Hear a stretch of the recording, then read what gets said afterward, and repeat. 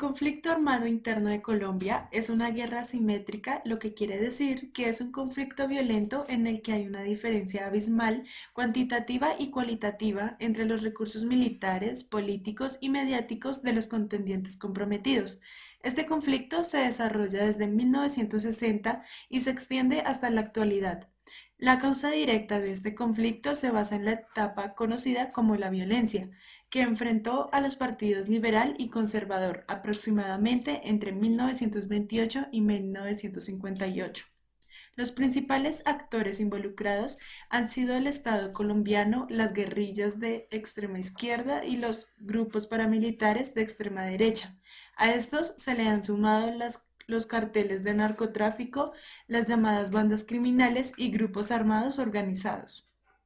La primera etapa del conflicto armado interno de Colombia se dio entre 1958 y 1974, durante el sistema bipartidista de alternancia en el poder conocido como Frente Nacional, que se creó para terminar con la violencia bipartidista.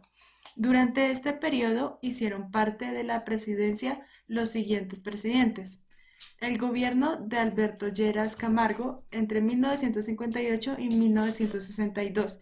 Este llevó a cabo un plan de rehabilitación y se presentó la formación de grupos de bandoleros, autodefensas campesinas del Partido Comunista. El otro presidente fue el gobierno de Guillermo León Valencia entre 1962 y 1966. Este buscó la pacificación total del país. El siguiente fue el gobierno de Carlos Lleras Restrepo entre 1966 y 1970.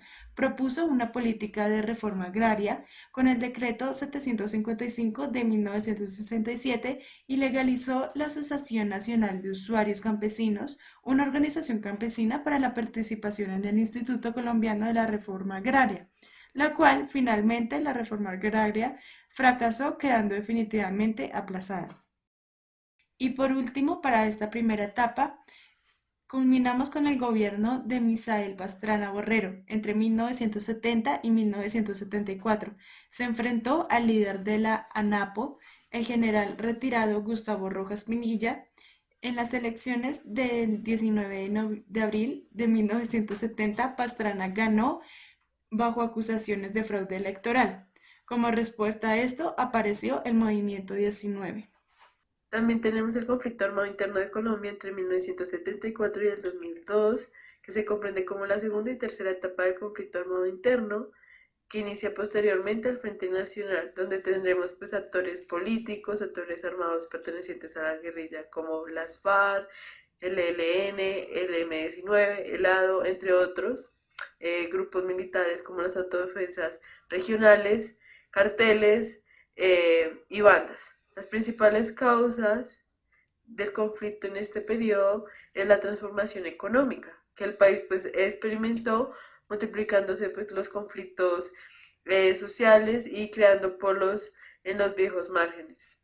Así pues proporcionando recursos para la expansión de grupos entre comillas informales, y el foco de estos cambios es la transición de Colombia de un país cafetero a un país minero y cocalero, y la falta pues de presencia del Estado tanto social como militar en este territorio.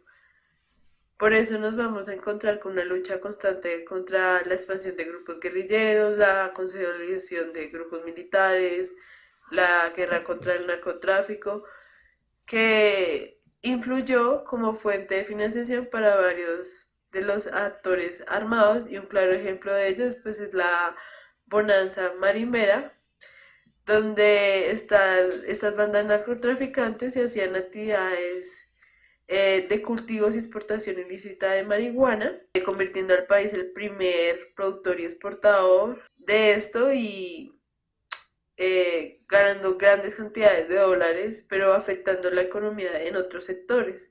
Y de hecho, junto con el paramilitarismo, los cárteles de droga van a crecer exponencialmente durante el tiempo. Paralelamente a esto, tenemos que, sin dejar a un lado, se agudizan los asesinatos, las masacres, las desapariciones, las incursiones, los desplazamientos forzados, las tomas guerrilleras, los secuestros, las batallas, los atentados terroristas. Hasta ocurren crímenes de lesa humanidad. Eh, y aunque hubo épocas de diálogos y acuerdos, hay un constante rompimiento de los mismos donde pues se reflejó la violación de los derechos humanos.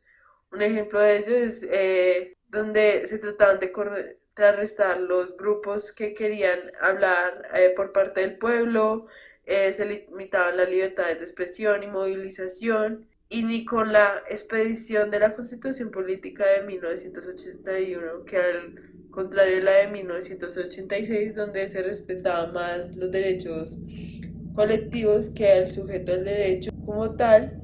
En la de 1991 era una constitución, es una constitución que prima las libertades individuales en relación con las colectivas.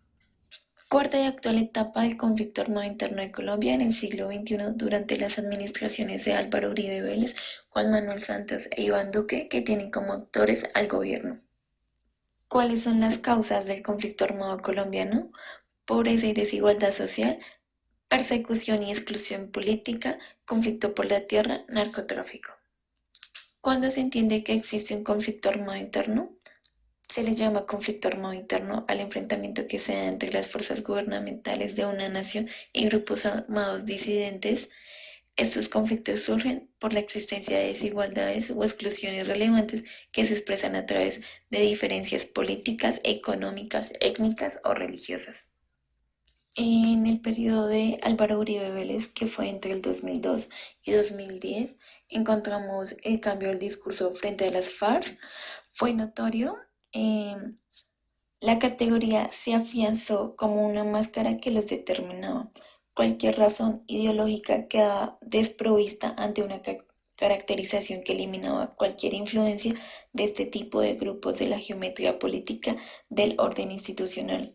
La doctrina del enemigo se ampliaría en Colombia por medio de una política de confrontación armada. Los medios de comunicación seguirían reproduciendo este tipo de discursos y se lograría la sedimentación de la categoría narcoterrorista.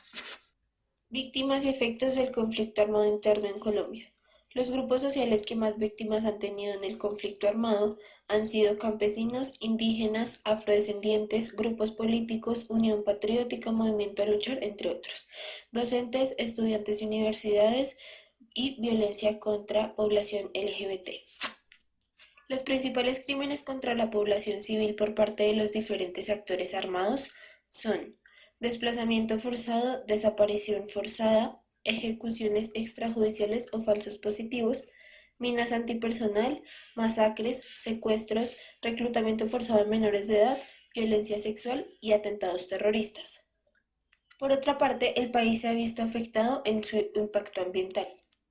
Los cultivos ilícitos, la aspersión de glifosato, las voladuras de oleoductos, la minería ilegal y extractivismo generan destrucción de la flora y fauna.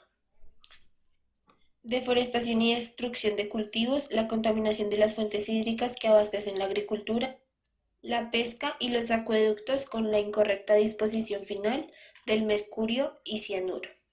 La Jurisdicción Especial de Paz reconoció a la naturaleza o medio ambiente como víctima de conflicto en el 2019 por las acciones de los diferentes actores armados como minería ilegal, voladura de oleoductos, aspersiones aéreas, deforestación, intervenciones en los ríos, entre otros.